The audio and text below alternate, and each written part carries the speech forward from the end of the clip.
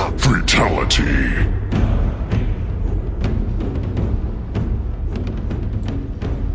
This is episode 410 of the UFO Buster Radio News. Today is Space Day. I'm Manny. I'm your host. And I'm here. I'm back again. We had a bit of a mishap on Monday, but Tuesday, Wednesday sounds good. Don't forget tomorrow to show up on YouTube for the Thursday Night Freakout. We hopefully will have Game Vet's video. We might even have Game Vet. Now, I know usually around that time, he's driving the rig out there doing his thing cross country. And, it's kind of hard to have him on the podcast itself when he's driving. We don't want him to be distracted when he's driving with tons of stuff in the back there. And I just always see some little old lady getting scared by Game Vet as he barrels down the road talking to us on the podcast. But anyway, we'll see what we can do. Maybe we can catch him at a stop, or if he pulls over somewhere, fantastic. If not, we'll cover the damn video our damn selves. I don't know. We'll see what happens. I'm not really sure. But it is a fascinating video. There's lots of theories going around as far as what it is. What is it that he captured? But not only that, the biggest thing is why? Why did he capture it? I had a preliminary answer for that. And it's something that Game Vet is not aware about, because I don't think that he listened to the last video that I was a part of with Chris Garcia. And there was a message for Game Vet in that.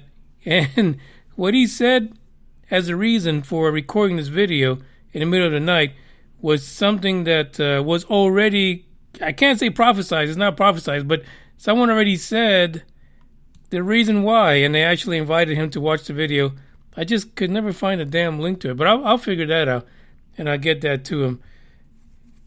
But today is Space Day. We got 3 stories. One of them just, we're going to take a trip back to visit Mike Hughes. And we're going to visit good old Mad Mike on that fateful day when he died. And there was something he was planning. There was something that he was planning that was huge. But he didn't make it. So we got that article. We're going to talk about SpaceX and the quote-unquote progress, though it can't seem to hop. And then the other story, you'll just have to wait for it. That's all I'm saying. Apart from that, I do take some time, usually at the beginning of the month, to kind of recognize the countries and the cities where the podcast is listened to the most. And actually, this is not even for last month. This is actually in the last 3 days. So we'll go from the top. The United States, number 1. Then we got Australia, United Kingdom, Canada, India, New Zealand, Ireland, Germany, Sweden, and Hong Kong. For some reason, Hong Kong is listed as a country. Might as well be, right? Cities around the world that in the last 3 days have been killing it in listening to the podcast. Toledo, Ohio. Columbus, Ohio. What's going on there? Kansas City. Bakersfield. Melbourne, Australia. Then we got Sydney, Australia. Atlanta, Georgia. Toronto, Canada. Adelaide, Australia, Minneapolis, and 73% of the rest, it will remain nameless. That's all the information I get. I only get the top 10. I thank you guys for listening. Be sure to share the podcast, give it a like, subscribe. Tell your friends about it. Whoever it is, it doesn't even matter. Just tell them. We've got to make a dent in this topic, because the competition is fierce. There's like UFO podcasts coming out all the time, every week. So we got to be in it to win it. That's all I'm saying. No big budget here. We just do what we do. I want to say what's up to the guys who are in the live chat. We got Green Man. We got Game Vet. There you go. Game Vet's in there. That's it. Where the hell is everybody? Just kidding. That's the way it goes sometimes. Now, last week I played I think it was like a mambo, and everybody went crazy over it. They enjoyed it. So we're going to start this episode today with a mambo, and then we'll get to the rest of the story for today.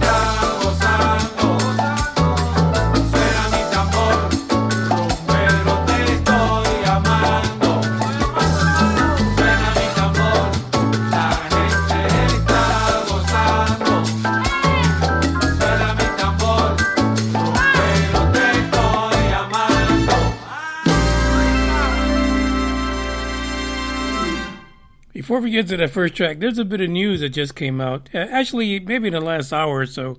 Everybody knows Toyota, right? You know, big car maker out in Japan. And one of the more famous SUVs that they produced was the Land Cruiser. Everybody knew the Land Cruiser. The thing was freaking huge, especially like early on in the SUV days. The thing was just humongous and luxurious. It turns out that the Japanese Space Agency has teamed up with Toyota, and Toyota is going to be producing a moon cruiser. This thing is huge, humongous. It's got to have like 40-inch rims on it. I don't know. The thing is amazing. 6 wheels. It looks badass. But my question is, how in the hell are you going to get that thing to the moon, Toyota? In Japan? You going to hitch a hike with SpaceX?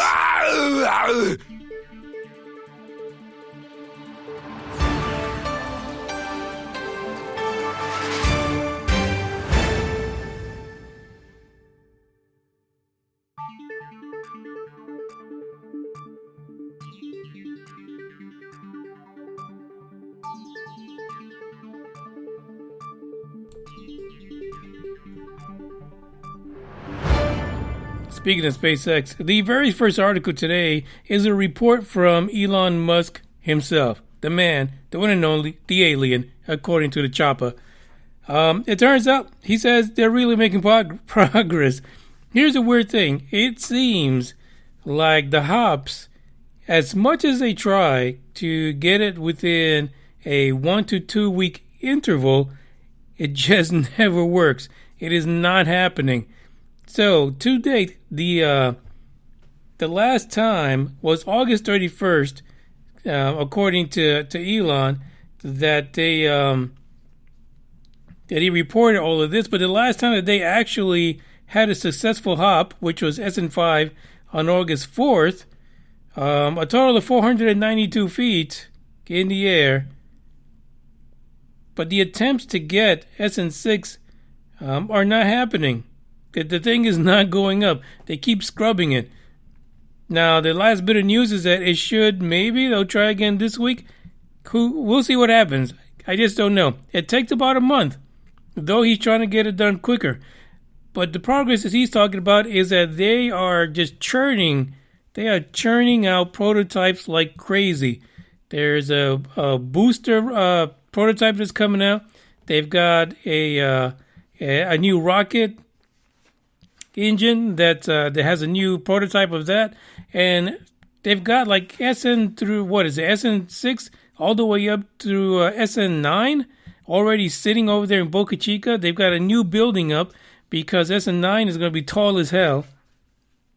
It should have all the bells and whistles that we haven't seen for some time, which is the cone, the canards, everything. It's going to be decked out.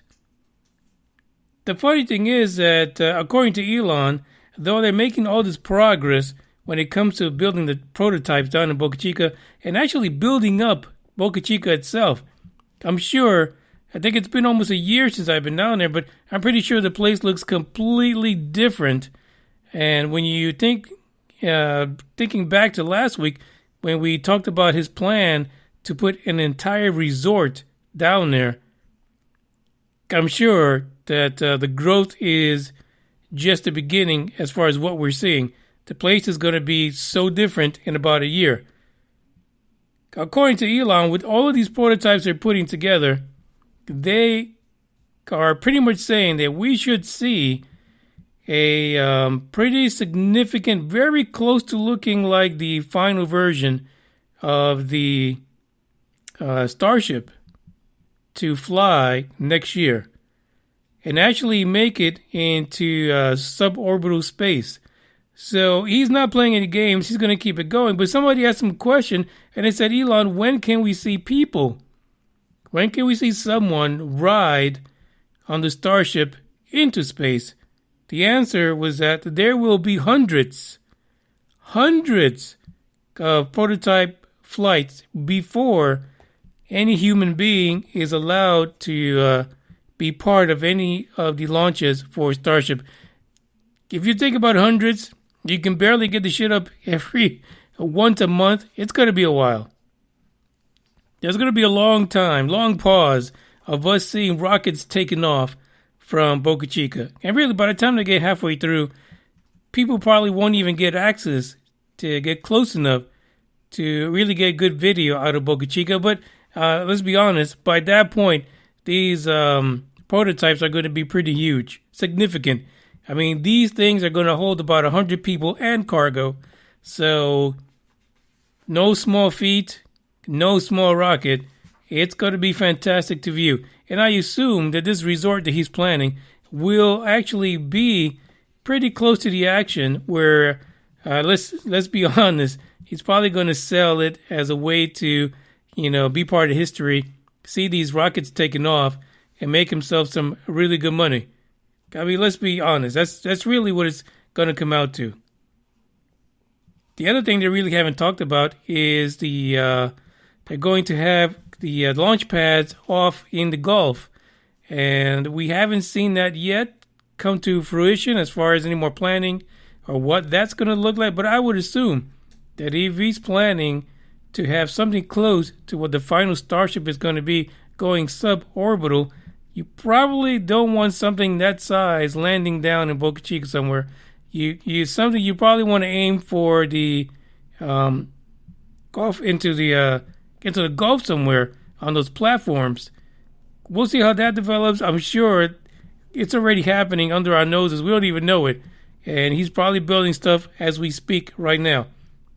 So, like I said, one of the first things that they're doing right now is creating that new booster, which is going to be part actually of the new Super Heavy. And we already know that is one of the biggest rockets out there. And so they're building a new prototype of the Super Heavy just for the Starship. Either way you put it, it is going to be a magnificent feat for Elon to get these hundreds of test flights and actually make it to his target date. And to be honest, I don't even know what it is anymore. I mean, at one point it was 2023, then 2025. Who knows what it is?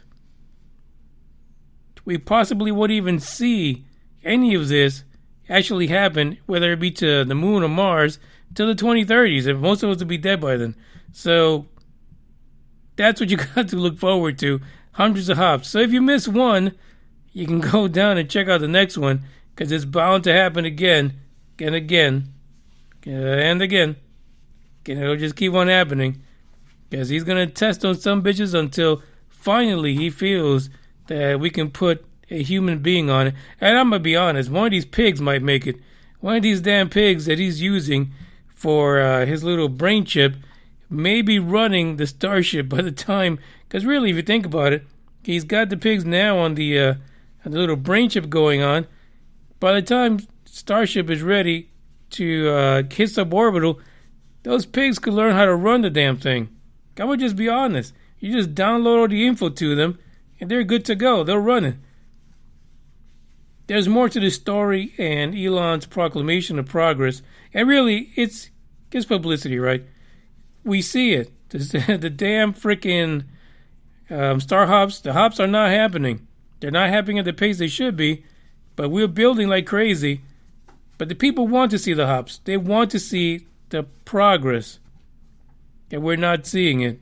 We're seeing a lot of abort missions, many of them without reason. So yeah, the man's got to come out and talk and let people know what's going on.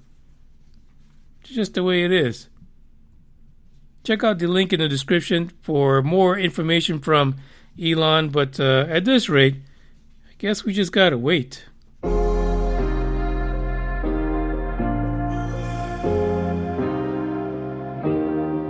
Keep thinking that I could have done something, but now I'm left with an empty heart. No making amends, no waking up beside you and holding you till we forget it all. How could I know there was no second chances? Like dominoes, my life got really scattered. You couldn't keep the door shut, and now the frostbite's creeping in. 'Cause I've been stone cold since you left me here, so come on.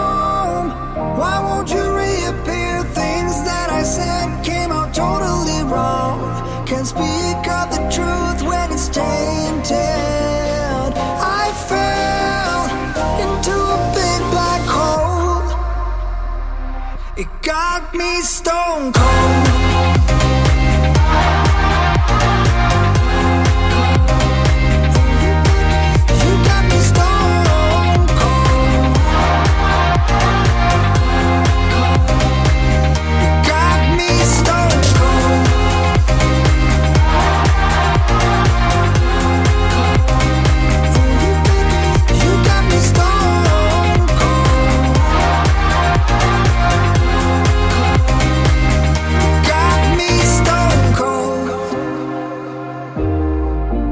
Wizard of Oz can't undo what I've done. Completely out of luck this time. I'm stuck in reverse. I gotta get away now, but I can't seem to take the lead. Oh baby, how could I know there was no second chances? Like dominoes, my life got really scattered. Still, I find myself hoping that you'll find your way back to me. 'Cause I've been stone cold since you left me here. So come home, why won't you reappear? Things that I said came out totally wrong. Can't speak of the truth when it's tainted. I fell into a big black hole. It got me stone cold.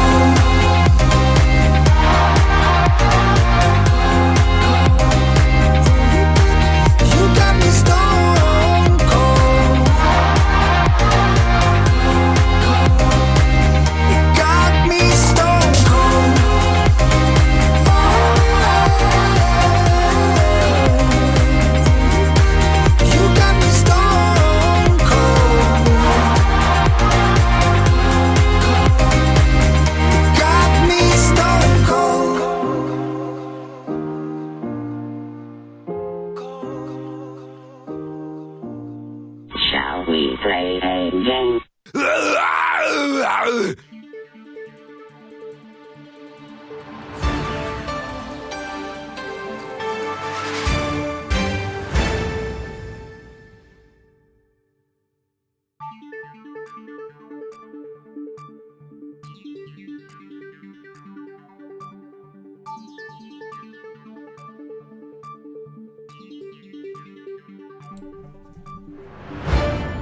This next one has to do with space, but not necessarily in the way that we imagine this episode would be like, to be honest. So we've talked about it. We've talked about Planet X, Planet 9, whatever it is. Is it a black hole? Is it, well, not just a black hole. Is it a primordial black hole out there in the middle of nowhere towards the outer reaches of our solar system? Is it really a full-ass, grown-ass planet that's like huge, like about 9 times the size of the planet Earth? Or is it a cluster of rocks out there that are so tightly knit together that they impact those trans-Neptunian objects like they're a full-ass grown planet? Nobody knows. But the other thing is that maybe it's Wormwood or, Nibiru or one of those doomsday planets. Yeah, Paul Begley. Now, I haven't listened to Paul Begley at all until today. So I came across this article and I said, you know what? Let me listen to Paul, see what the hell he's talking about. The article itself says, End of the World, Bible expert claims apocalyptic events will soon strike the planet. So we talked about this a little bit, I think it was, yesterday or freaking last week or something like that, where there is this idea, and actually Pucky, who was in the live chat at that time, he said he studied this for a while. He found it as something fascinating. There are some people that they're called doomsday preachers and conspiracy theorists, and they believe that there is a prophecy in the Bible. It says we will get destroyed by a rogue-ass mystical planet that's going to take out the Earth. We've talked about this on this podcast. Probably the whole time it's existed in one way or another. It's been there. But recently, and it looks like it maybe happened about 4 or 5 days ago, Paul Begley on his channel. Now, here's the funny thing is I looked at the episode that this article is about, what he talks about, the whole doomsday situation. So Paul, not only does he put this stuff on Periscope, I think he might even put it on Facebook, but then he has the YouTube channel and the backup YouTube channel. And it was fascinating this time around because apparently he got a picture from an FAA satellite. Not a satellite, it was like it was more like a weather watching camera. And he also had a picture from someone else in Washington State. And apparently both cameras captured what appeared to be, what many people believe, is the approaching planet, the doomsday planet, heading towards Earth. Now, the funny thing is that he put one of those pictures up, and I believe it was the one from the FAA. He stuck it up there on his main YouTube channel, and all of a sudden, his channel didn't work. Meanwhile, he's running a backup YouTube channel on his phone, aimed at his face, at his gullet, and that one's working just fine. So his theory is, because he is a doomsday guy, his theory is that YouTube somehow blocked his main channel because of the picture they used. I don't know. You guys make the call if something like that actually happened, but I don't know. Basically, he says that what we're doing and what we're seeing is that there is a big cataclysmic event that's coming to us very shortly. Now, unlike most of the other people that give dates, Paul doesn't get that deep. Usually you have a date by now that says when this is going to happen. But all he's doing is saying that basically that there are links within the Bible and prophecy that pretty much support the passage, meaning the flyby destruction of Planet X or Nibiru. The funny thing is here that NASA actually chimed in. Folks, in science, NASA, whatever the hell you do, the one thing you should not do is respond to someone who's a doomsday preacher. Just go about your business. Keep looking into your telescope or looking at the billions of data pieces that you see in front of you. But someone decided to kind of chime back. David Morrison, a NASA scientist, replied to Paul saying there's no such planet. Why the fuck are you guys looking for it? I'm just putting that out there. This is why you guys should not say shit. You should be quiet. Because every other week we get stories about NASA scientists looking for the Planet X or Planet 9. They're not going to call it Nibiru, hell no. But they do call it the other names. But anyway, David says there's no such planet, there never has been, and presumably there never will be, but it keeps popping up over and over. I guess he doesn't read like Popular Mechanics, he doesn't read the New York Times, he doesn't read any of that shit. David looked up one day from his pocket protector, and all of a sudden, there was Paul, so he decided to reply. This is all incorrect. Yes, of course they're looking for that planet. They're looking for something at the edge of our solar system, David Morrison. Wake the hell up. Anyway, but, Pastor Begley, I don't know what kind of a pastor he is, but that's what he goes by.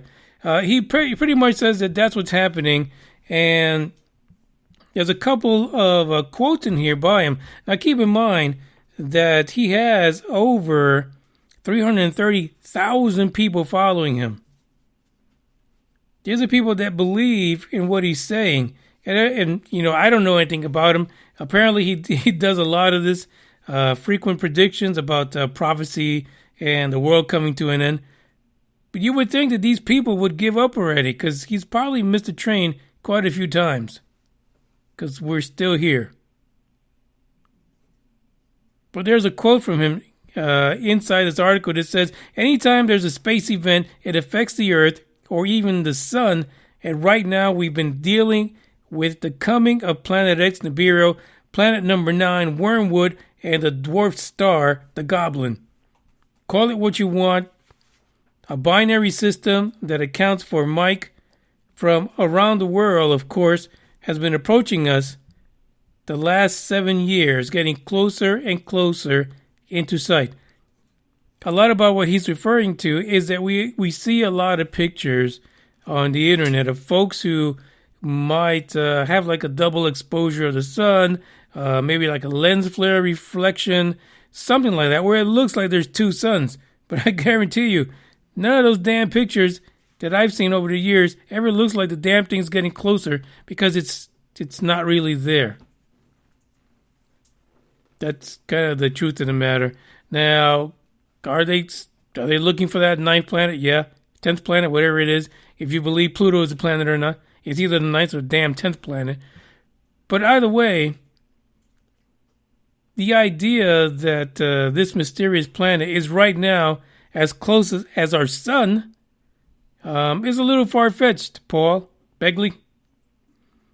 The great thing is, and this is the part that kills me, the guy is a doomsday preacher, but yet the first thing he does on his episode is sell this advertisement on buying up gold. Fuck is gold going to do for you if the planet's been destroyed? Makes no sense whatsoever. But I didn't put the link in the description. I have the link to the article. I believe that within that article, you can link over to his YouTube channel and check it out. I did. I wanted to download some of the audio, but the fucking guy was taking forever, just completely bewildered and confused, and you could see the little conspiracy rat just running wild in his fucking brain, just because he couldn't get his main YouTube channel to work, and he right out flatly blamed YouTube, the whole conspiracy that picture was not supposed to go out. Okay, listen, to be honest, the damn picture was out for the public to see, even before he got a hold of it. So, I don't know. It just makes no sense to me. If you believe that our planet is doomed to be decimated by another rogue planet, Wormwood, Nibiru, whatever the fuck you want to call it, let me know. Hit me up. I know that over the years, I've had messages from people telling me that it's a real deal, that they've sat there like students, like monks, like fucking monks, sat there and read the Bible from beginning to end, took courses, took exams, and many of them believe that there is a message in there about doomsday coming, the apocalypse, at the hands of a planet that is pretty much inhabited by the Nephilim. That's a whole nother topic altogether, which you really won't get into in this episode. But you know what? That's great for a freak out. The Nephilim is always an exciting topic, to be honest. We might just have to kind of move that into tomorrow's episode of the freak out. Gotta love Nephilim, the Nephilim, whatever it is. I don't know. Depends, I guess, what part of the world you're in, how the hell you pronounce that. But it's a good topic nonetheless. When I said what's up to Dave, Dave has joined the guys in the live chat, and Dre is there as well. Thank you guys for showing up. I appreciate it. Green Man. We're going to play one more track as we get into our last topic for today. And we're going to revisit, this guy. I had my time making fun of old Mad Mike Hughes. But he had something in the works, something that would have been significant in finally getting him the answer he needed. But fate had a different idea.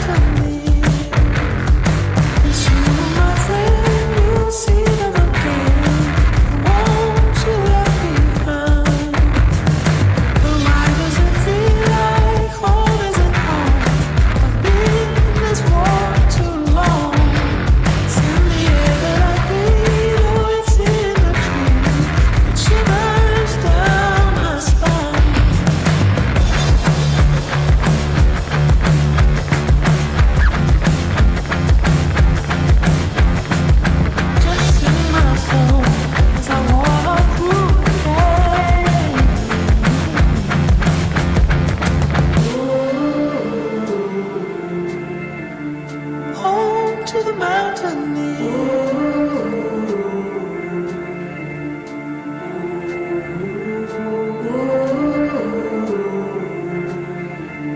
Home to the mountain.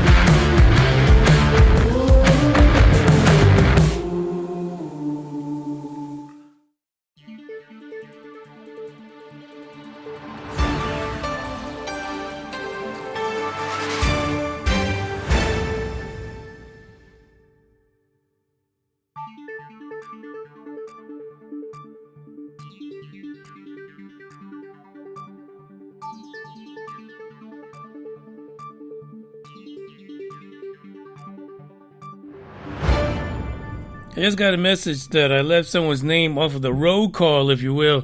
Davina down in South Texas. What's up? You can now punch Dre on the shoulder. This next story is about someone that we make fun of constantly on the podcast. Yes, I did. I can admit to it because a lot of you did as well. Just be honest. Flat Earther and Wild Man, Mad Mike Hughes. The title of this article is The Daredevil Who Reached for the Stars. And he did. Mad Mike, he did. He tried his best. But damn, for the love of Pete, why couldn't he just get on the plane? Why strap yourself to a damn rocket? And a rocket that was purchased from a bunch of used parts.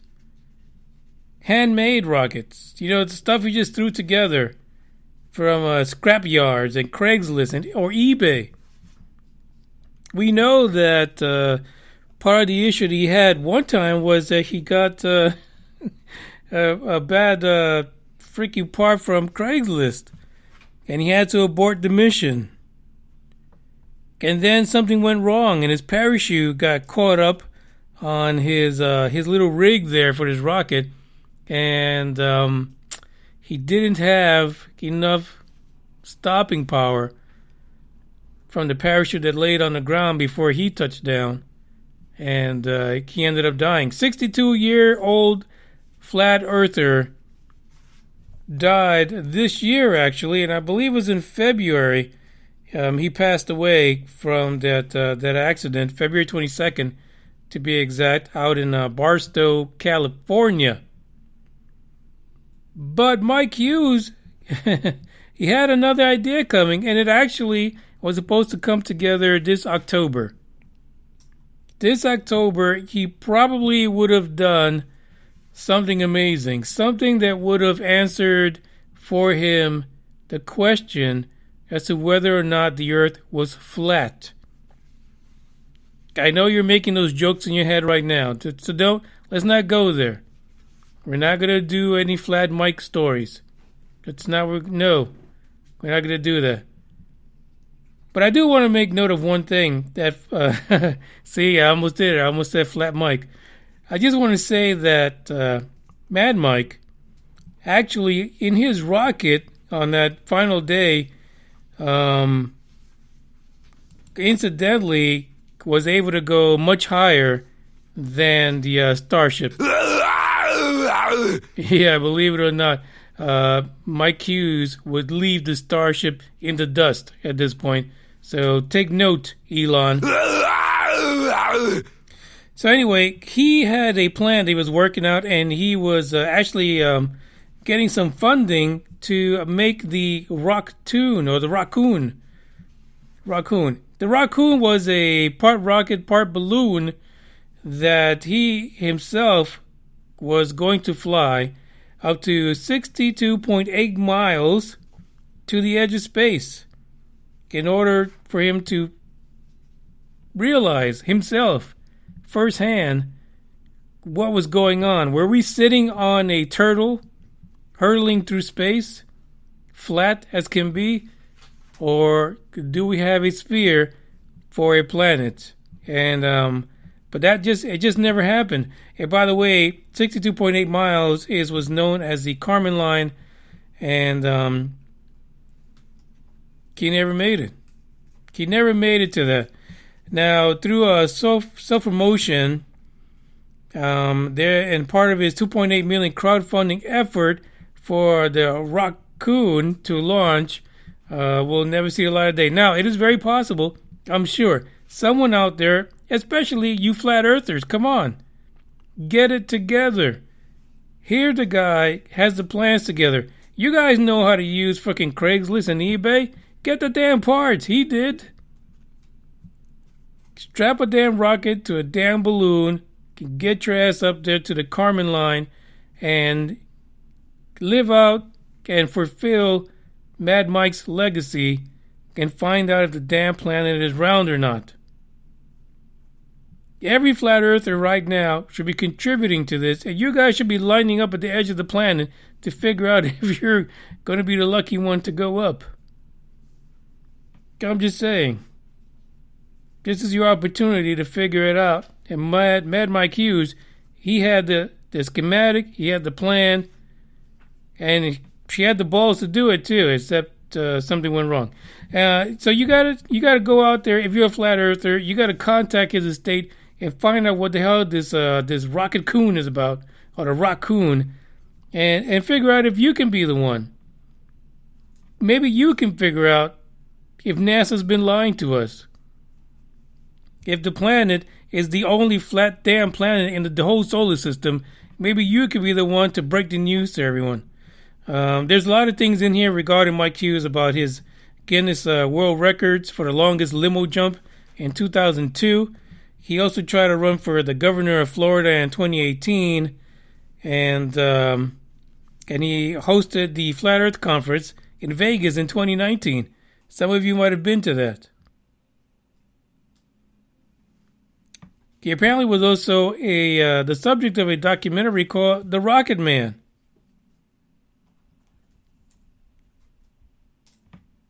And actually, look, he had more things going on. He was going to be part of an upcoming Science Channel show called Homemade Astronaut. Listen, believe it or not, let's be honest. I mean, the guy has many things that a lot of people don't do, and that is to go after the things that they have the most interest in and really put everything on the line to achieve whatever it is that is. He's one of those guys that did it.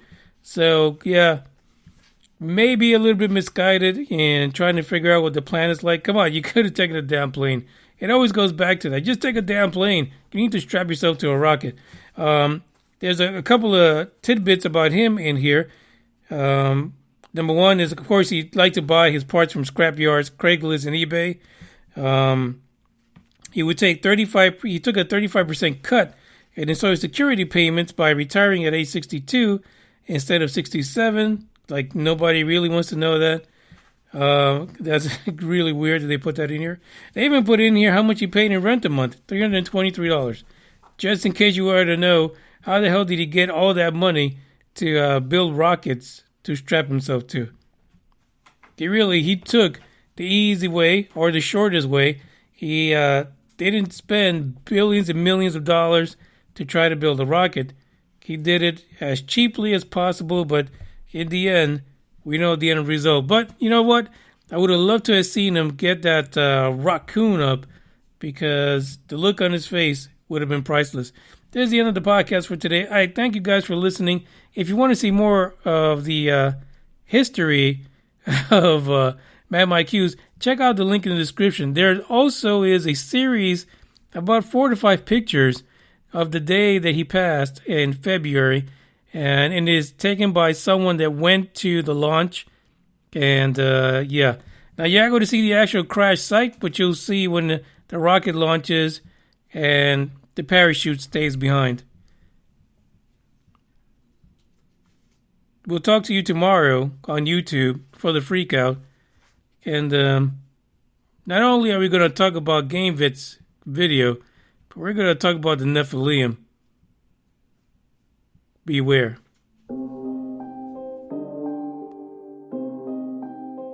Hey, so Indeed, yeah.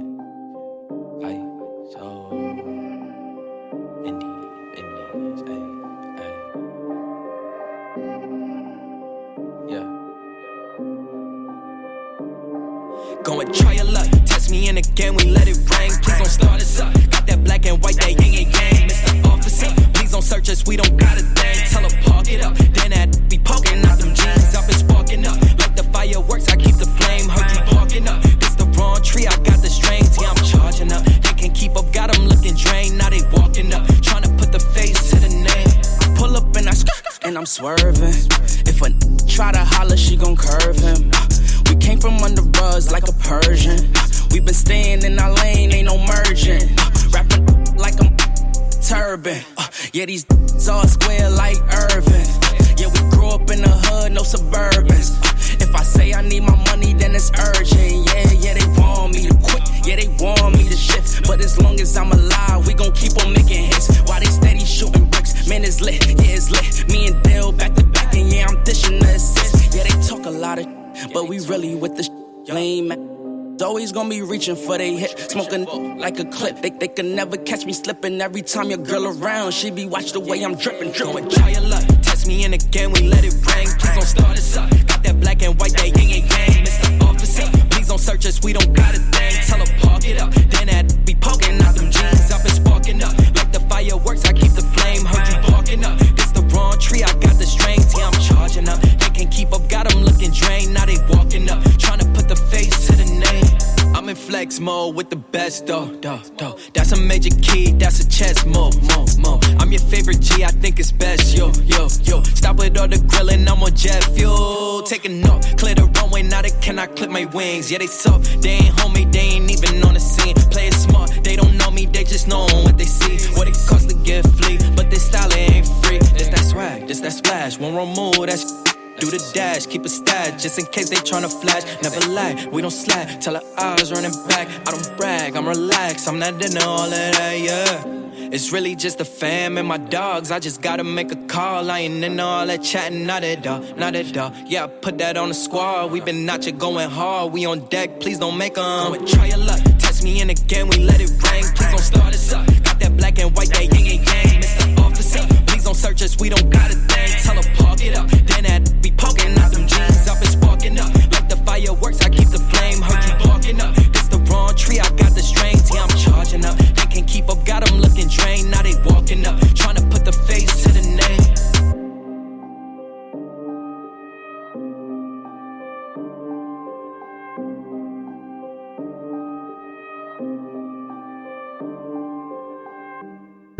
We are the Borg. Lower your shields and surrender your ships.